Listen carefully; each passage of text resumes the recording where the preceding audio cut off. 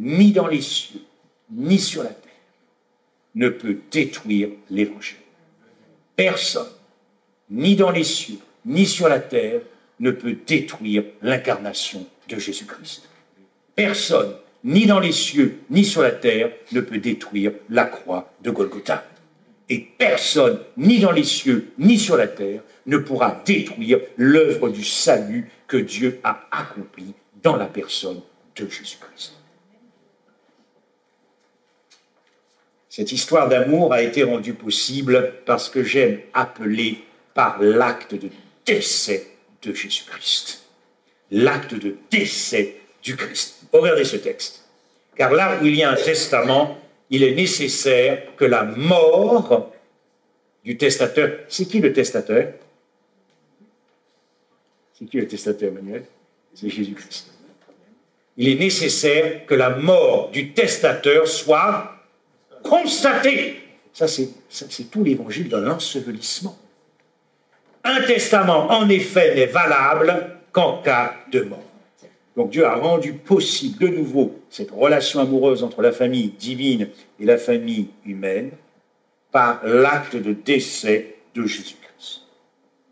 Sa mort doit aussi être considérée donc comme un testament. Et où se trouve là l'incroyable bonne nouvelle du testament? C'est que si un testament, c'est qu'il y a un héritage. Oui ou non? Bien. Vous avez l'air d'en douter, à moins qu'il y ait encore peu de familles ici qui ont fait l'expérience d'un testament, etc., un héritage. Là où il y a un testament, il y a un héritage. Mais qui dit héritage dit yes, héritier. Donc, par cet acte de décès, Dieu a fait de la race humaine ses co-héritiers dans cet héritage. Dans sa mort, nous sommes tous devenus co-héritiers. Ce qui veut dire que dans la mort du Christ, Christ a détruit le royaume de Satan. Il a, dans sa mort, arraché du royaume de Satan toute la race humaine qui avait investi à cause de notre transgression dans Adam le tombé, dans Adam le transgresseur, qui avait investi nos plus belles résidences principales et nos plus belles résidences secondaires dans la fosse, le tombeau, la tombe et le séjour des morts. Et bien, par cet acte de décès, Christ a anéanti le royaume de Satan. D'ailleurs, l'apôtre Paul ira jusqu'à dire après à sa résurrection, dans Colossiens 1, qu'il nous a tous transportés dans le royaume du Fils de son amour. Autrement dit, la clause testamentaire nous transporte dans le royaume du Fils de son amour pour faire de chacun d'entre nous des citoyens du royaume des cieux. Il n'y a donc aucune raison que tu sois perdu. Ton seul ennemi, c'est le choix de ton cœur. C'est le choix de ton cœur. Veux-tu garder ce que tu as déjà gagné en Christ? Ou veux-tu perdre ce que tu as déjà gagné en Christ? Imaginez cette scène, Christ dans le tombeau, dans l'ensevelissement, et l'ennemi de la race humaine, celui qui nous déteste, celui qui te déteste, celui qui te hait, Lucifer, l'ange déchu que nous appelons Satan. Lorsque Christ a été enseveli dans le tombeau, Satan était vivant. Quand l'Écriture nous dit qu'il écrasera la tête du serpent, je suis en train de parler de cela. Pourtant, le serpent est vivant. Qu'est-ce que cela veut dire? Cela veut dire, chers amis, à propos de notre prince du salut, l'auteur de notre salut, connaissez-vous un homme qui est, même dans sa mort, est plus fort que son ennemi vivant? Connaissez-vous un homme, même dans sa mort, qui est plus puissant que son ennemi vivant? Connaissez-vous un homme, même dans sa mort, qui a anéanti et détruit son ennemi vivant? Connaissez-vous quelqu'un qui, dans sa mort, va déposséder de tous ses biens son ennemi vivant? Cet homme s'appelle Jésus-Christ de Nazareth.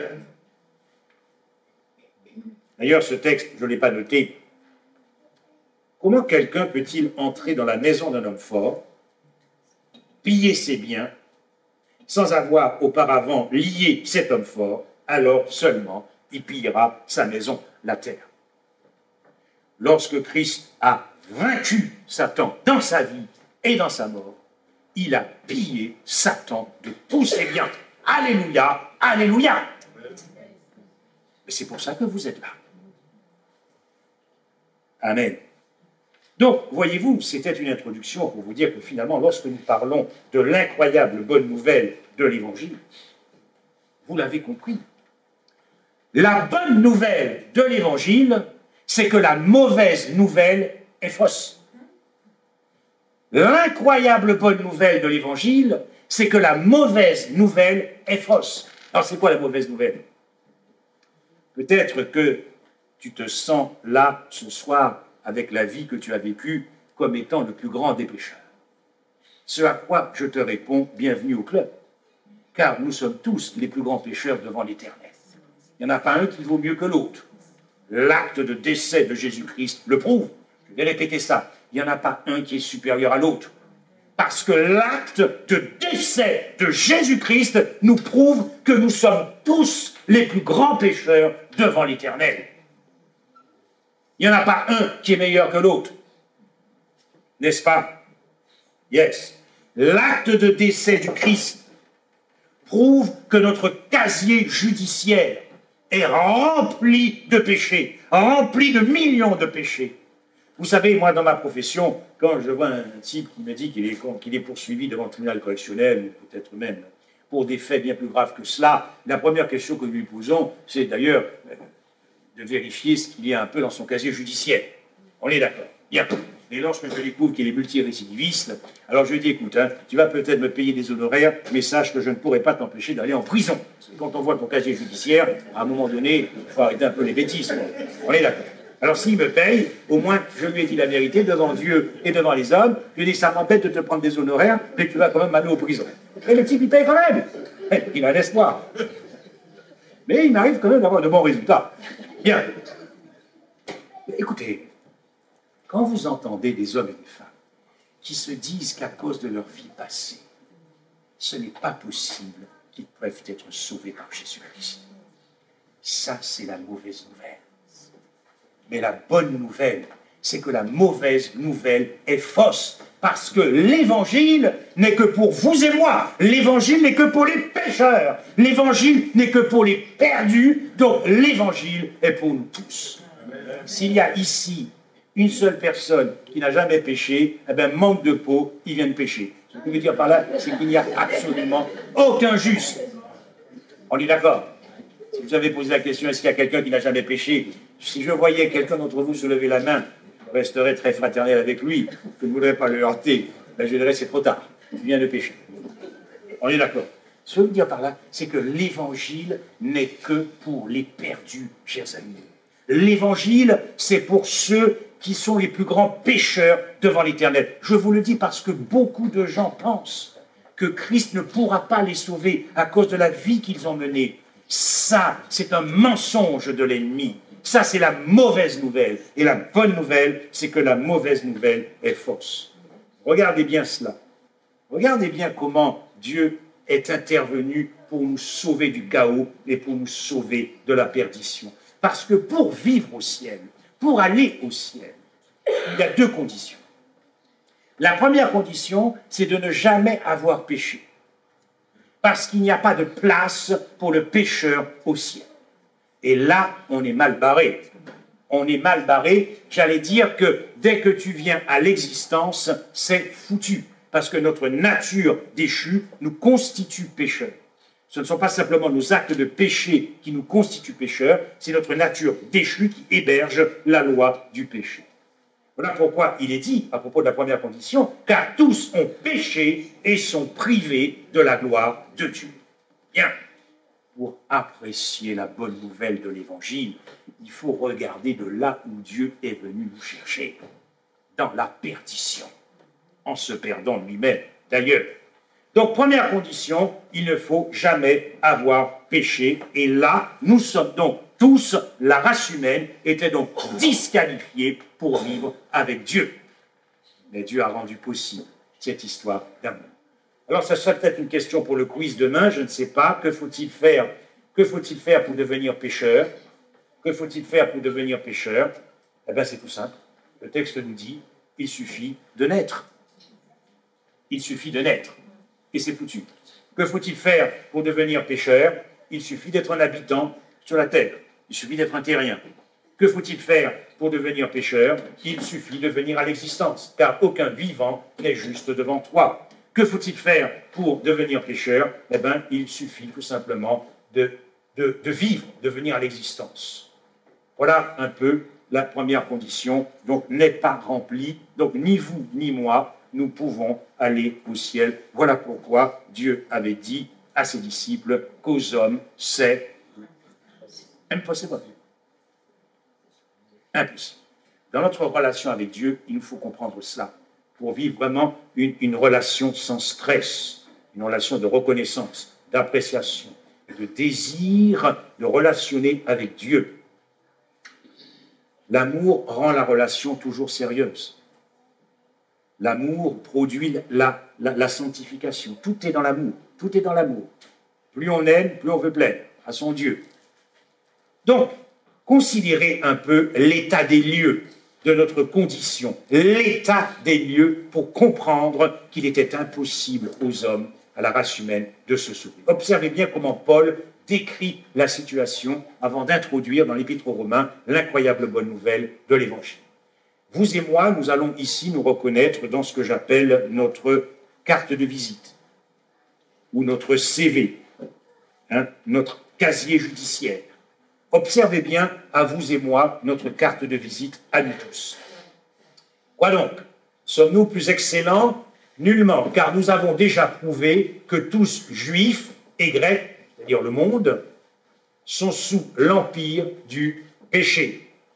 Selon qu'il est écrit, il n'y a point de juste, pas même un seul. Nul n'est intelligent, nul ne cherche Dieu. Tous sont égarés, tous sont pervertis. Nous étions en train de parler de vous et moi ici. Il n'y en a pas un qui est supérieur à l'autre. Continuons. Il n'en est aucun qui fasse le bien, pas même un seul. Leur gosier est un sépulcre ouvert. Ils se servent de leur langue pour tromper. Ils ont sous leurs lèvres un venin d'aspic. Leur bouche est pleine de malédiction et d'amertume. Ils ont les pieds légers pour répandre le sang. La destruction et le malheur sont sur leur route. Ils ne connaissent pas le chemin de la paix. La crainte de Dieu n'est pas devant leurs yeux. Voilà quelle était notre carte de visite avant de connaître Jésus-Christ. Voilà quel était notre casier judiciaire. Voilà quel était notre CV. Voilà pourquoi nous étions disqualifiés pour le ciel. Disqualifiés pour le ciel parce que nous étions copains-copains avec la vanité, parce que nous étions copains-copains, nous étions en train de copiner avec l'orgueil, copiner avec l'égoïsme. Nous avons accueilli à bras ouverts l'égocentrisme, l'amour centré sur le moi, l'idolâtrie, la sorcellerie, le mensonge, les spécialistes de la fraude, etc., etc., etc. Voilà pourquoi Jésus disait à ses disciples, aux hommes, c'est naturellement impossible. Quand vous considérez ces quelques textes de l'apôtre Paul, mais l'Écriture a tout renfermé sur le péché. Arrêtons-nous ici un instant, je ne lirai pas tout le texte. Qu'est-ce que Paul veut dire ici quand il dit « l'Écriture a tout renfermé sous le péché » ? Nous avons un éclairage, car Dieu a renfermé tous les hommes dans la désobéissance. Vous voyez, l'Écriture a renfermé la race humaine sous le péché, dans la désobéissance. Qu'est-ce que ça veut dire? Cela veut dire ceci. Alors nous savons que tout ce que dit la loi, elle le dit à tous ceux qui sont sous la loi, c'est-à-dire sous la condamnation de la loi, afin que toute bouche soit fermée et que nous soyons tous reconnus coupables devant Dieu. Voilà notre disqualification pour le ciel. Avant que la foi ne vînt, nous étions enfermés sous la garde de la loi, c'est-à-dire sous la condamnation de la loi. Donc non seulement nous sommes disqualifiés pour le ciel parce que cette première création en Adam est tombée, donc c'est une création pourrie, c'est une création gâtée, c'est une création pervertie, c'est une création infectée, c'est une création défaite, condamnée. La première condition, donc nous ne pouvions pas la remplir. nous ne pouvions pas nous sauver nous-mêmes. Nous étions disqualifiés pour le ciel. Et avec ce casier judiciaire, avec cette carte de visite, eh bien, nous étions qualifiés pour la tombe, qualifiés pour le tombeau, qualifiés pour la fosse, selon ce qui est écrit, car le salaire du péché, c'est la mort. Et l'incroyable bonne nouvelle de l'Évangile nous est annoncée par l'épître de Paul aux Romains par ces deux petits mots. Mais maintenant, il s'est passé quelque chose d'inouï. Il s'est passé quelque chose d'extraordinaire pour la race humaine. Avec ces deux petits mots, mais maintenant, sans la loi, il ne s'agit pas ici pour Paul d'évacuer la loi, il s'agit de considérer qu'elle est la source de notre salut. La loi ne pouvait pas nous sauver. Si tu es poursuivi pour un vol devant le tribunal correctionnel, ou pour une escroquerie devant le tribunal correctionnel, ou pour une usurpation d'identité devant le tribunal correctionnel, ne t'attends pas à ce que la loi qui te poursuit t'innocente. C'est ce que Paul veut dire.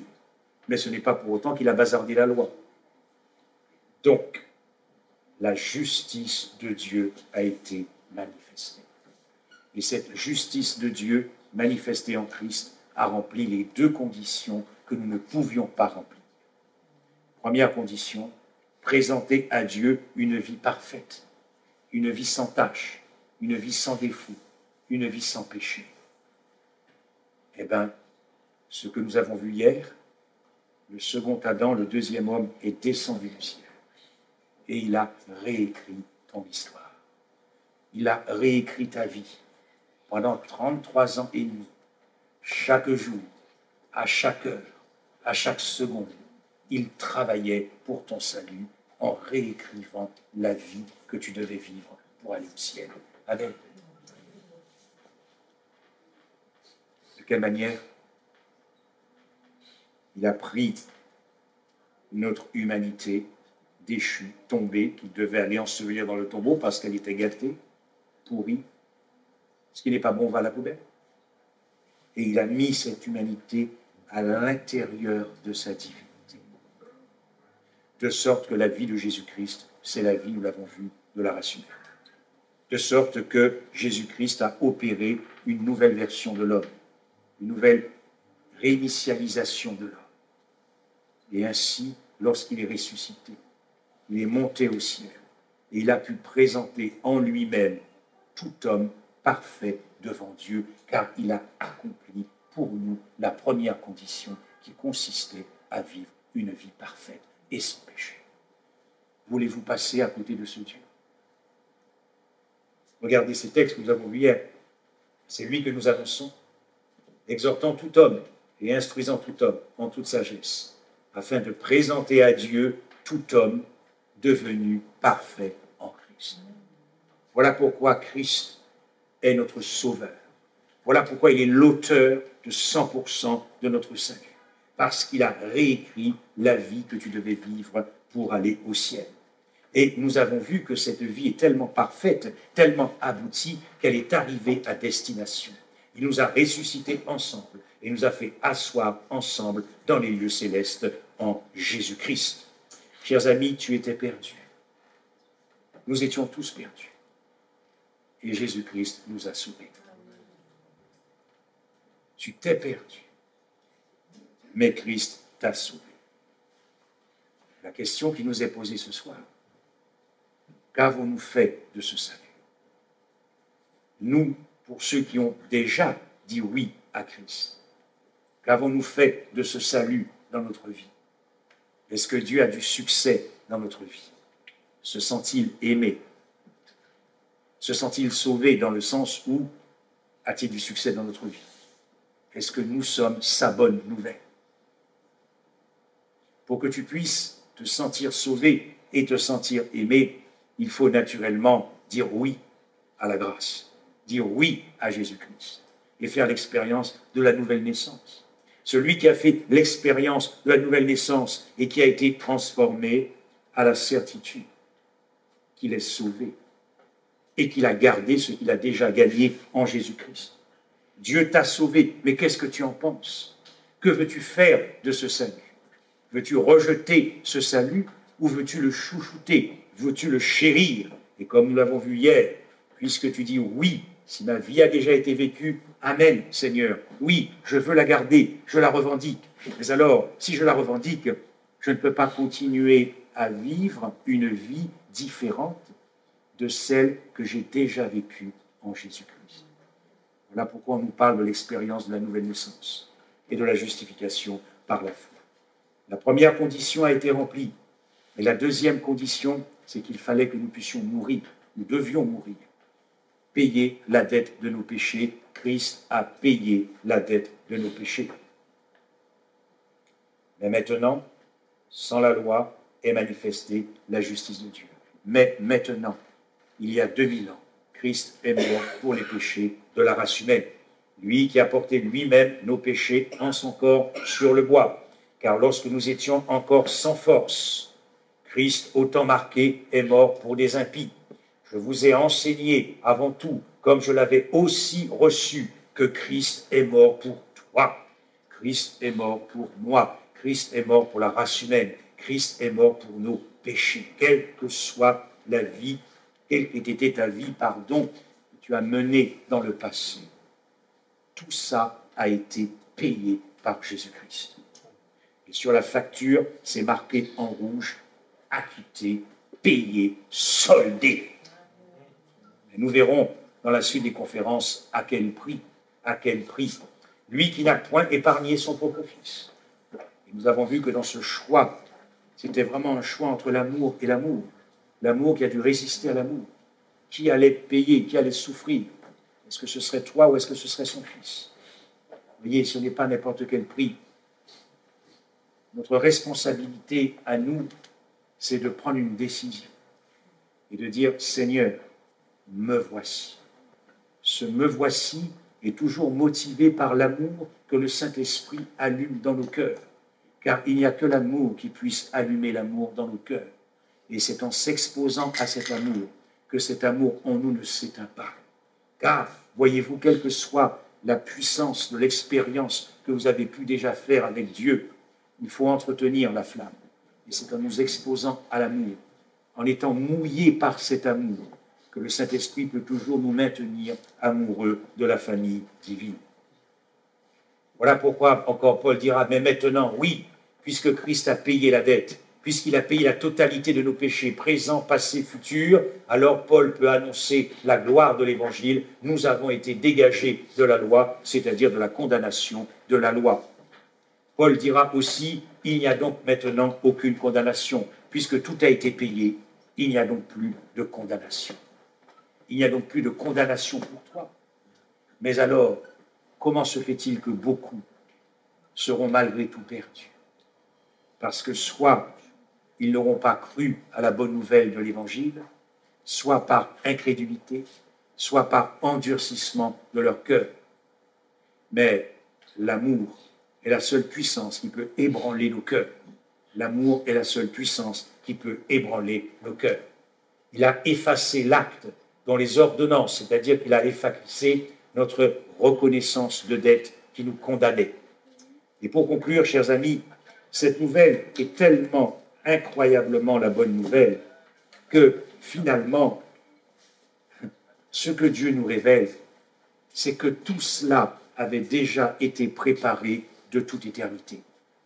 Avant même le commencement des temps éternels, avant même les siècles. Observez bien ce que dit l'apôtre Paul. Par la puissance de Dieu qui nous a sauvés et nous a adressé une sainte convocation, non à cause de nos œuvres, mais selon son propre dessein et selon la grâce qui nous a été donnée en Jésus-Christ avant les temps éternels. Avant même que le cosmos n'existe, avant même que l'univers n'existe, avant même la création des êtres célestes et des mondes habités et de tous les hommes, la famille divine avait juré de sauver la race humaine. De sorte que lorsque tu arrives à l'existence, tu découvres en entendant la bonne nouvelle de l'Évangile que ton problème a été réglé, ton salut a été réglé. Soit tu t'en réjouis, soit tu te réjouis et tu vis en conformité avec ce salut, ou soit tu rejettes ce salut. Paul, serviteur de Dieu et apôtre de Jésus-Christ, pour la foi des élus, et la connaissance de la vérité qui est selon la piété, lesquels reposent sur l'espérance de la vie éternelle, promise dès les plus anciens temps. Ton problème a été réglé il y a de cela d'éternité. Je dirais que ton problème a été réglé aussi éternellement que la divinité est éternelle.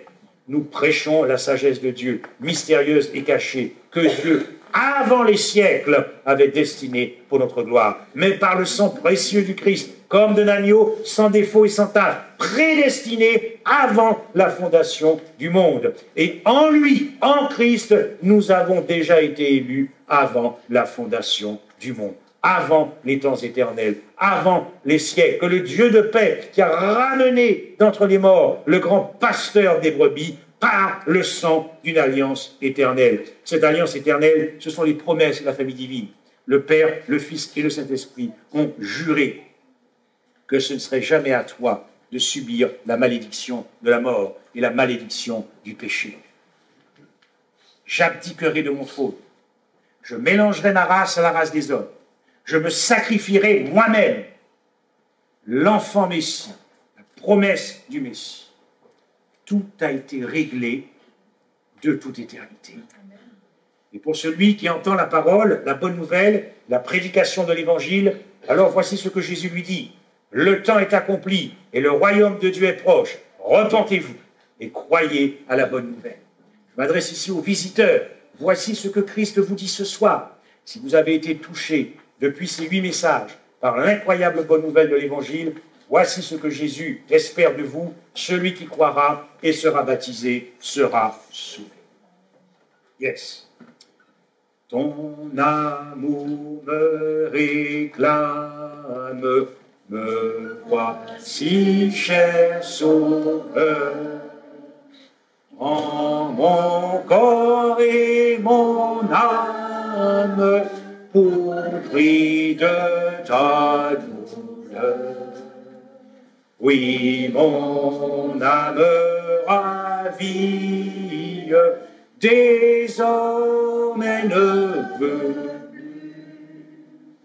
plus vivre de ta vie à ta gloire.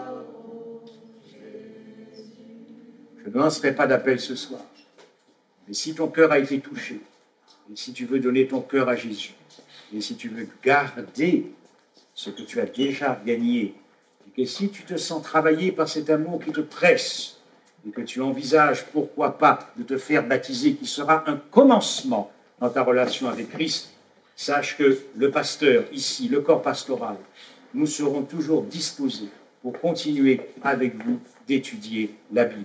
Et nous sommes à votre disposition après cette conférence, si vous voulez vous entretenir sur ce projet merveilleux qui allumera le feu et la joie dans le ciel.